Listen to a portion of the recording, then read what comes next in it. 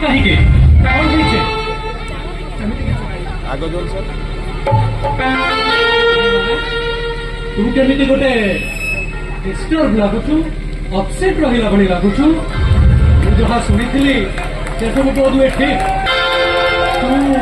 ମଉସା ମାଉସୀଙ୍କୁ ବୃଦ୍ଧାଶ୍ରମରେ ନେଇ ଛାଡ଼ି ଦେଇ ଆସିଛୁ ଜୀବନଟା ଗୋଟେ ଅଶାନ୍ତ ସମୁଦ୍ର ଭଳି ଲଗାନ୍ଧିନ ସବୁ ସମସ୍ୟାର ସମାଧାନ ଅଛି ସବୁ ସମାଧାନର ସୂତ୍ର ମଧ୍ୟ ଅଛି